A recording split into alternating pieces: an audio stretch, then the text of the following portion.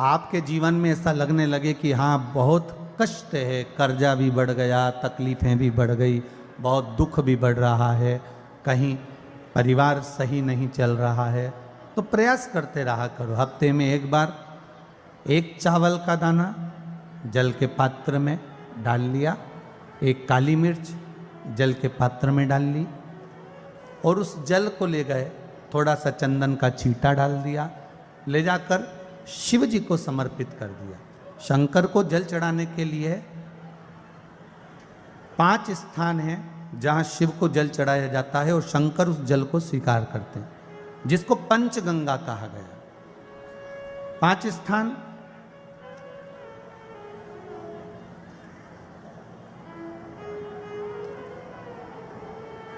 अच्छे से समझ लीजिएगा, जब भी शिव मंदिर में जाएं तो ये 5 स्थान शिव को जल चढ़ाने के लिए ये रखा है। शिवलिंग, गोल जलाधारी, ये चरण जहाँ से पानी नीचे की ओर जाता है।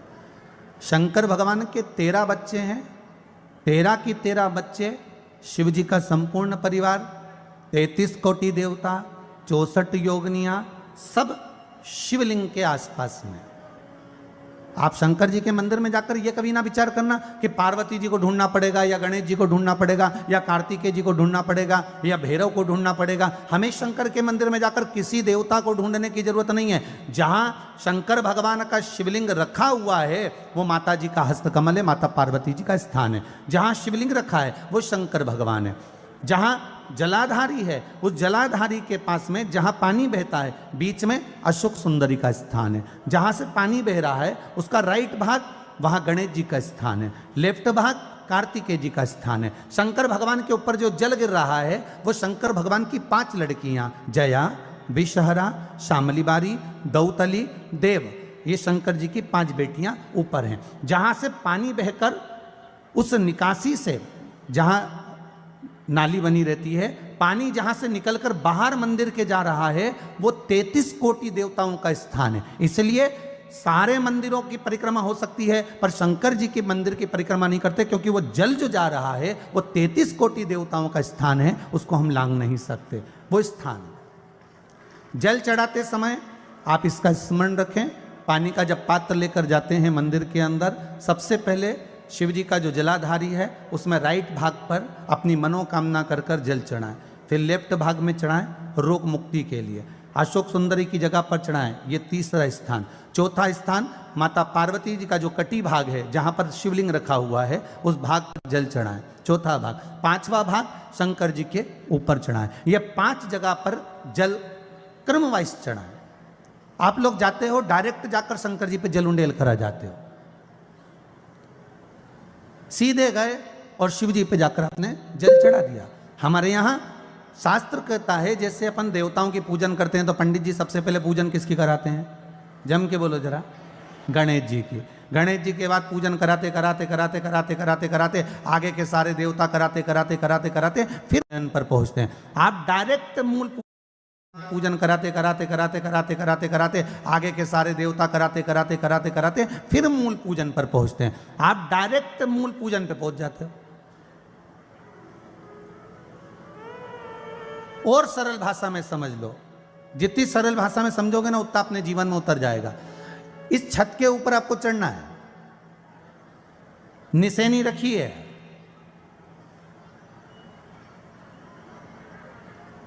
पाए लगे हुए हैं, आप कैसे चढ़ोगे? एक एक पाए पर पांव रखकर चढ़ोगे कि डायरेक्ट पहला पे रखोगे और आखिरी पर? जम के बोलिए जरा, एक एक पाए पर पांव रखोगे ना कि धीरे धीरे हमको चढ़ना है। उसी तरह शिव मंदिर में पहुंचने के बाद पहला गणेश स्थान, कार्तिकेय स्थान, अशोक सुंदरी का स्थान। अशोक सुंदरी के स्थान पर जल क्यों चढ़ाया जाता है? क्योंकि भगवान शंकर की सबसे छोटी लड़की जो है वो अशोक सुंदरी है, और ये जो छोटी लड़की है अशोक सुंदरी, ये नारी को अखंड सौभाग्यता का वर प्रदान करती है। कौन सी नारी को? किस नारी को अखंड सौभाग्यता देती है? तो महाराज शास्त्र कहता है जिस नारी के भाग्य में लिखा होता है कि इसको वैधव्य होना है, इसके पति को समाप्त होना है।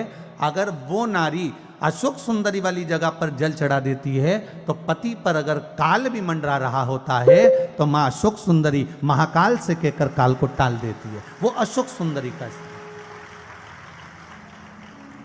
वो माता अशोक सुंदरी का स्थान।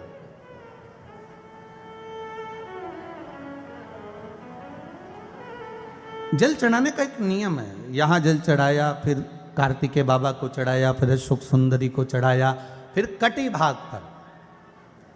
ये कटी भाग बड़ा विशेष भाग है महाराज, बहुत बहुत ध्यान दीजिएगा। जिस पति और पत्नी में विवाद होकर अदालत तक बात पहुंच गई हो और तलाक तक की नौबत आ रही हो, महाराज उनको जोड़ने के लिए ये कटी भाग मूल होता है। कौन सा कटी भाग? जहां पर शिवलिंग रखा है, जहां शिवलिंग रखा है ये कटी भाग मूल होता है। कहते हैं 5 सोमवार लिंग पुराण वर्णन कर रही है।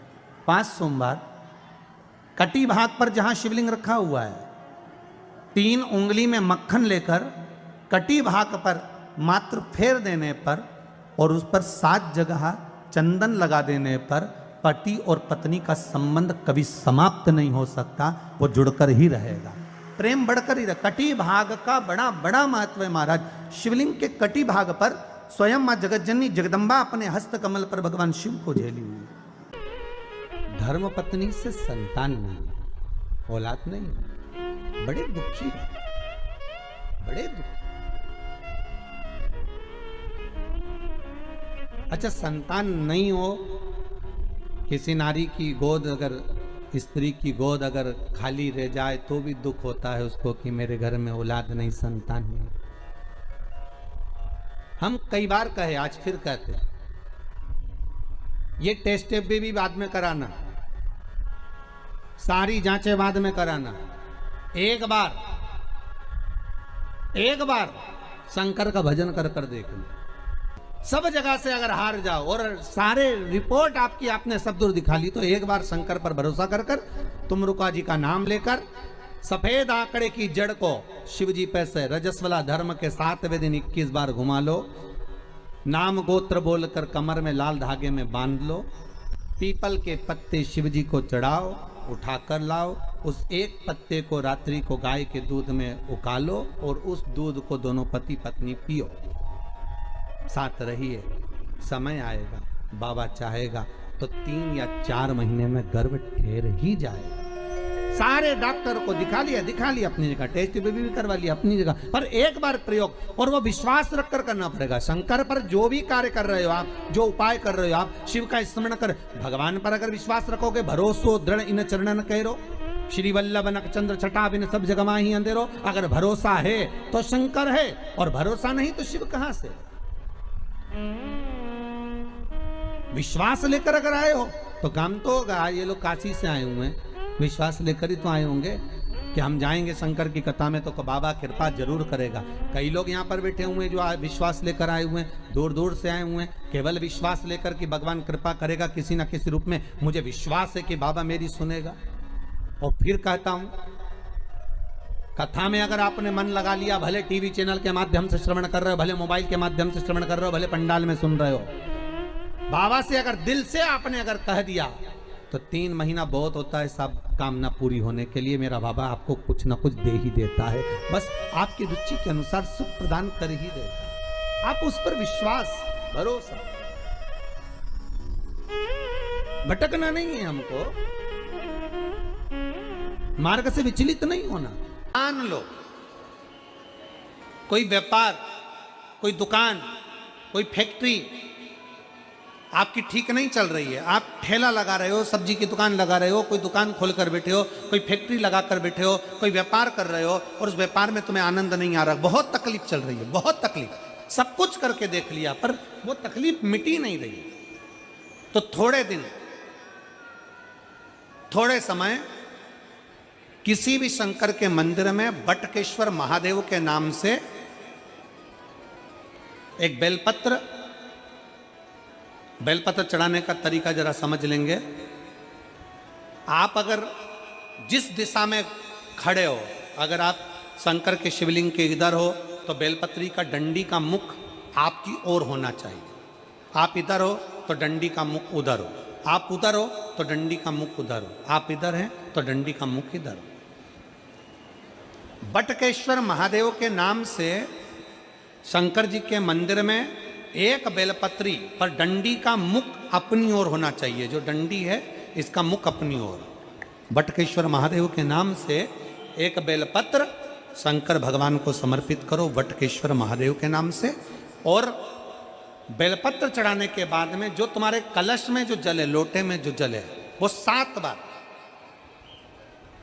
लोटे का जल 7 बार, 7 बार से मतलब है अलग से लोटा भरना नहीं है, 7 बार उसी लोटे का जल जब बेलपत्र डंडी समेत समर्पित कर दें, 7 बार उस लोटे के जल को 7 बार बटकेश्वर महादेव का नाम लेकर अपनी मन की कामना कर कर बाबा से विनती करते हुए कि बाबा मेरी ये छोटी सी अर्ज स्वीकार करते, 7 बार उस जल को चढ़ाओ।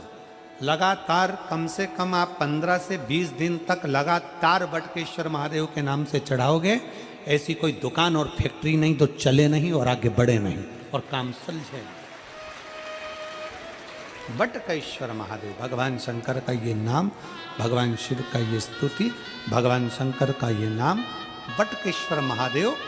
स्वयं भगवान शंकर ब्रह्मा जी का जब सिर कटकर बड़का पेड़ बन जाता है और उस पेड़ के नीचे, वृक्ष के नीचे शंकर भगवान विराजमान हो जाते हैं, शिव जी उसके नीचे विराजमान हो जाते हैं, उसी का नाम बटकेश्वर महादेव पर। बटकेश्वर महापुराण की कथा कहती है, भगवान शंकर का चरित्र कथा है कि जिस बच्चे को, जिस मनुष्य को, जिस स्त्री को, जिस कन्या को, जिस बेटे को, बेटी को, बुजुर्ग को, महिला को, पशु को, पक्षी को, जानवर को, जलचर को, थलचर को, किसी को भी अगर शंकर जी की पूजन करना नहीं आए, आड़ी टेढ़ी भी कर देगा तो भी शंकर भगवान उसको स्वीकार कर लेंगे और शंकर उसको वर प्रदान कर देंगे। शिव उसकी पूजन को स्वीकार कर लेते, शंकर भगवान उसकी पूजन को स्वीकार करते।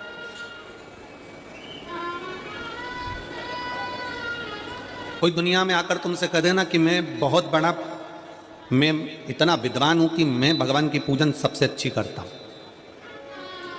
अगर कोई तुमसे आकर कह दे कि मैं सबसे ज्यादा विद्वान हूं, शंकर जी का अभिषेक मैं बहुत अच्छे से करता हूं। कोई तुमसे आकर कह दे कि मेरी पूजन में कोई कमी नहीं रहती, मैं इतनी अच्छी पूजन करता हूं।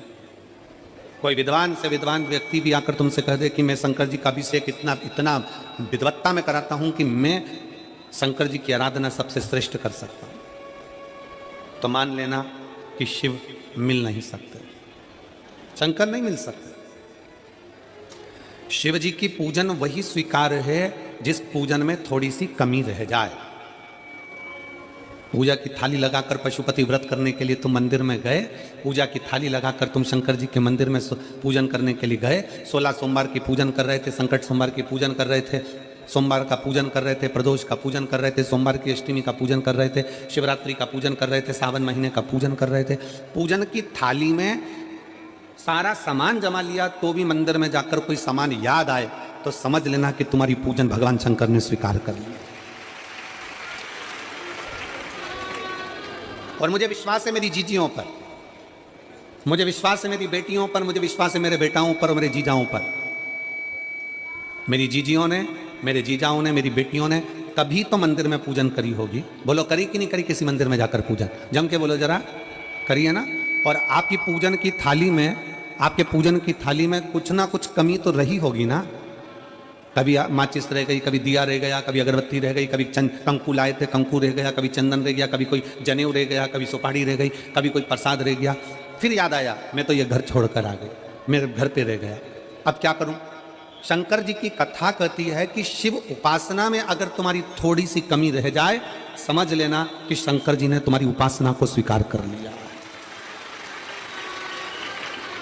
और यह केवल तुमसे ही मतलब नहीं है,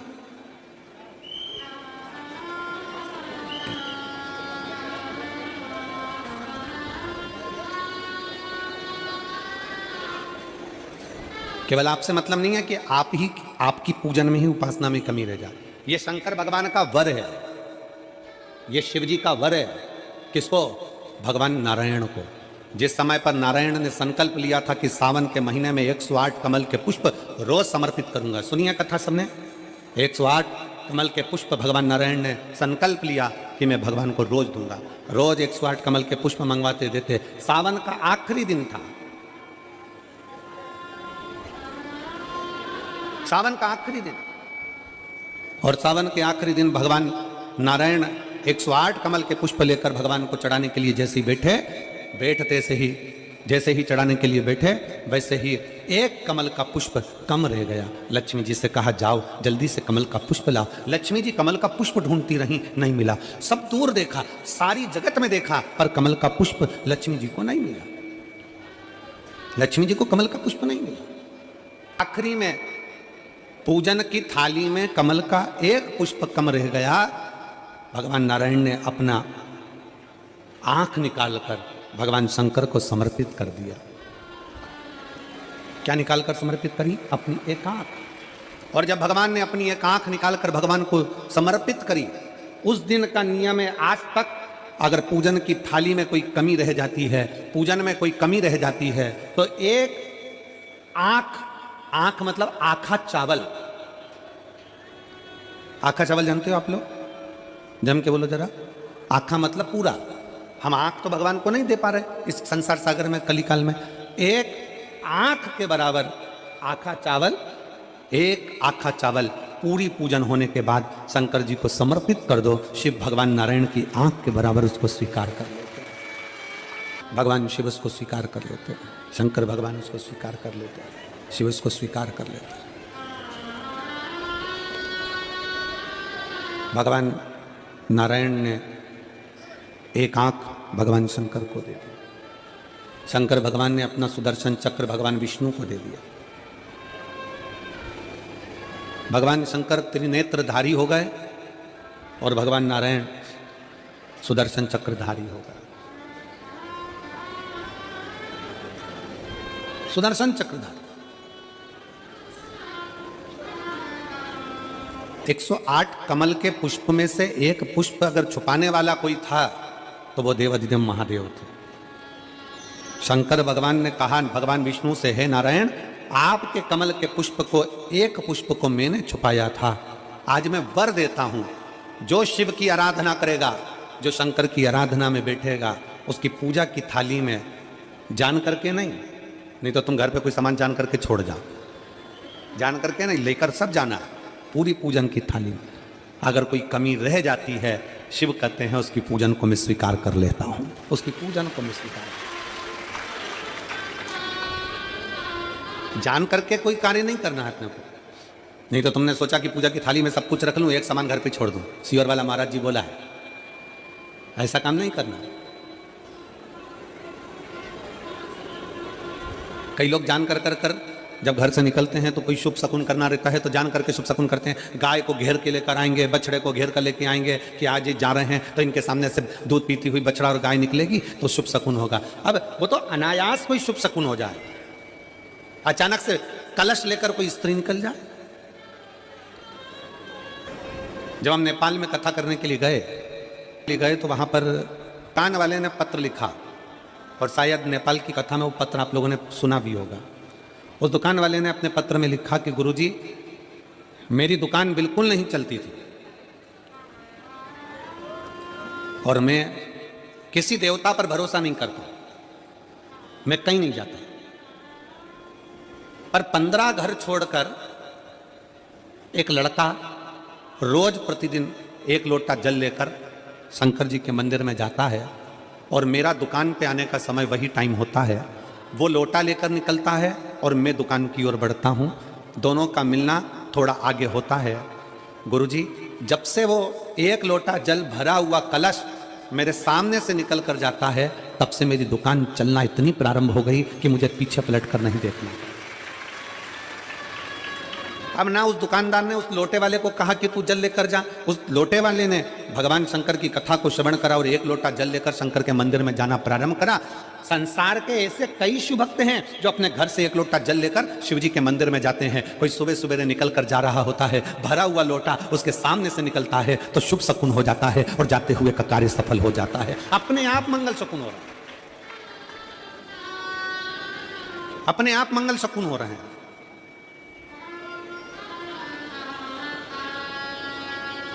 ना जाने कितनों के कार्य अपने आप हो रहे हैं और कर का हो जाता है और शिव उसको स्वीकार कर लेते हैं। लंबी बाती का प्रमाण अलग होता है। लंबी बाती क्यों लगाई जाती है? भगवान के मंदिर में दीप में, देवियों की पूजन में, लक्ष्मी की वृद्धि के लिए। कौन से देवता के यहाँ लंबी बत्ती लगती है और कौन से देवता के यहाँ गोल बत्ती लगती है, उसका भी प्रमाण वर्णन। किसी देवी की पूजन करो तो लंबी बत्ती आती है, कुल देवता की पूजन करो तो लंबी बत्ती आती है। किसी मंदिर में किसी देवता को लगाने जाओ तो गोल बत्ती लगती है, उसका भी प्रमाण है। लंबी बत्ती जहां लगाई है, अगर लक्ष्मी के सामने लगाई है तो लक्ष्मी की लंबाई बढ़ती है, लक्ष्मी की वृद्धि बढ़ती है। अगर कुल देवता के नाम की लगाई है तो वंश की वृद्धि होती है। इसलिए हमारे यहाँ अमावस्या पूनम को जो पाटे माटे भराते हैं उसमें गोल बत्ती नहीं लंबी लगाई जाती है, जिससे हमारा वंश बढ़े। नवरात्रि में देवी जी की जो बाती लगाई जाती है वो लंबी लगाई जाती है, गोल नहीं। क्यों? क्योंकि जिससे माँ हम पर कृपा बना कर रखे, हमारा वंश खूब बढ़े, हमारे यहाँ लक्ष्मी की वृद्धि हो। स्थिर बाती, गोल बाती लगाई जाती है ब्रह्मा के मंदिर में, इंद्र के मंदिर में, देवता के मंदिर में। तुलसी के सम्मुख में लंबी बाती नहीं लगती, तुलसी के सम्मुख में गोल बाती लगाई जाती है महाराज, जिससे स्थिरता का भाव केंद्रित हो, स्थिरता का भाव।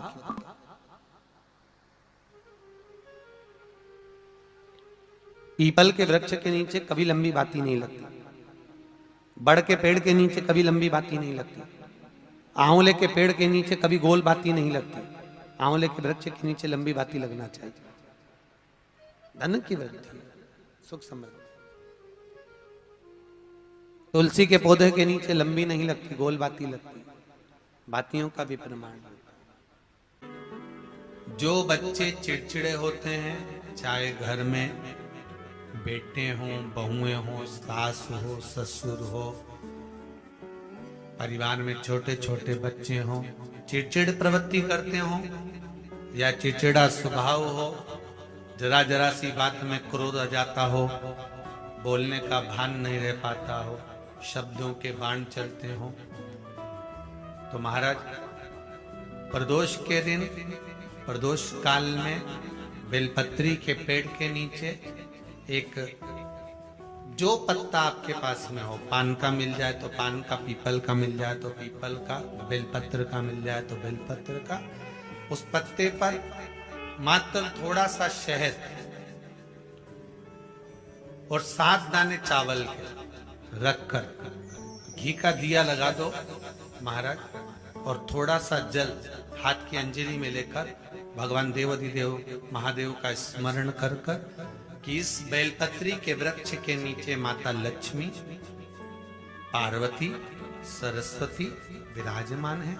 इसी बेलपत्री के पेड़ के नीचे मेरे देवाधिदेव महादेव का 12 ज्योतिर्लिंग का स्वरूप प्रकट है। उनका स्मरण कर कर जल चढ़ा दीजिए और उसका स्मरण कर लो जो चिड़चिड़ प्रवृत्ति करता, क्रोध करता, जिसको बोलने का भान नहीं होता हो, सम्मान नहीं देता हो, अपशब्द कहते हैं, उनका स्मरण कर कर आप छोड़ेंगे। एकदम एक प्रदोष करेंगे, दूसरे प्रदोष तक तो आपको कोई दिक्कत ही नहीं। 2-3 प्रदोष कर कर देखिए, बाबा कृपा करें।